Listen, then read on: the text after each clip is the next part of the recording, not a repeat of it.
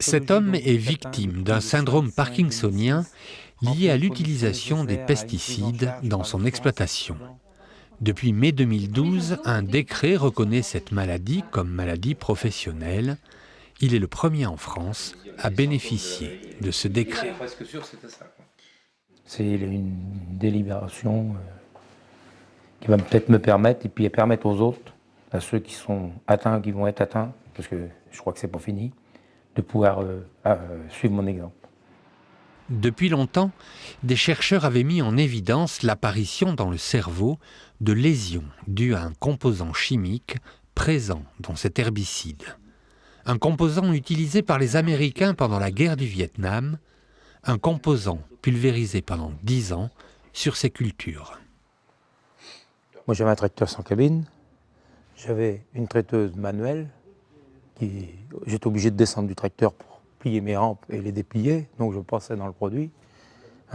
J'ai respiré tous les produits possibles et inimaginables, et pourtant je faisais quand même attention à bien y aller quand il n'y avait pas de vent. Après la reconnaissance de sa maladie professionnelle, il ne sait pas pour l'instant s'il va poursuivre les fabricants de produits phytosanitaires en justice.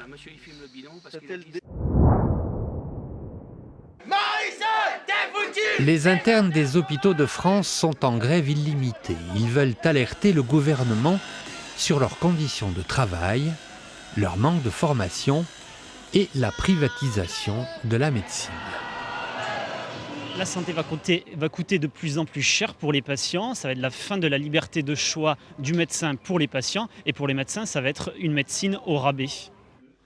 Lundi, dans ce service du CHU de Poitiers, sur 18 internes, il n'en restait que 12. Si cela devait durer de façon importante, nous serions amenés à ce moment-là à modifier notre façon de travailler et à peut-être réduire une partie des programmations de façon programmée pour bilan ou pour des traitements qui pourraient être qualifiés de non urgents. La réglementation permet de gérer 5 jours avant la grève l'organisation des services. Nous avons assigné 28 internes. Cette décision a été prise de manière collégiale avec les chefs de service, mais aussi avec les représentants des internes, avec qui nous échangeons très régulièrement, afin de permettre un équilibre entre le droit de grève, qui est un droit constitutionnel, mais aussi le bon fonctionnement des services de soins. La ministre de la Santé a promis aux représentants des internes la création d'un groupe de travail sur le respect de leur temps de repos et d'une mission visant à mieux les intégrer dans la politique conventionnelle.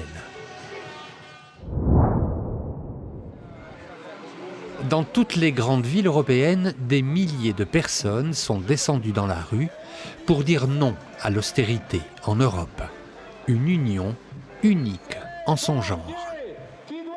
L'esprit de solidarité, il est en train de monter et le mouvement syndical, il a une cohérence au niveau européen et c'est la démonstration aujourd'hui.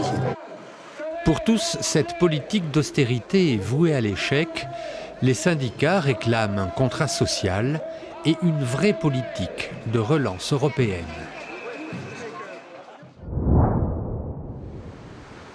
L'usine est déserte, plus d'approvisionnement, l'argent manque pour l'acheter et pourtant les clients sont là, fidèles comme au premier jour. En septembre, en octobre, les chaînes ont tourné à plein régime, 1 million d'euros de chiffre d'affaires mensuel, coup sur coup. Et paradoxe, les salaires de novembre sont loin d'être garantis. Alors, les 107 salariés de l'entreprise se sont tous mis en grève. Depuis 4 ans, ils sont ballottés d'un repreneur à l'autre. Aujourd'hui, 2 des usines du groupe sont en redressement judiciaire. Et le PDG actuel, ils n'en veulent plus. Il nous faudrait absolument son départ et très très vite, quoi. Et que le groupe soit mis en redressement judiciaire, qu'on ait la possibilité, si on avait une solution, de pouvoir repartir, quitte à le faire de nous-mêmes avec des partenaires, mais au moins de trouver une autre solution. Que là, tous les jours qui passent, ça nous enfonce de plus en plus, quoi. Une coopérative se prépare, une demande de cessation de paiement a été déposée. Cette procédure garantira le versement des salaires du mois de novembre. Le dossier devrait être examiné par le tribunal de commerce la semaine prochaine. C'est la fin de signature. Bonne semaine à tous.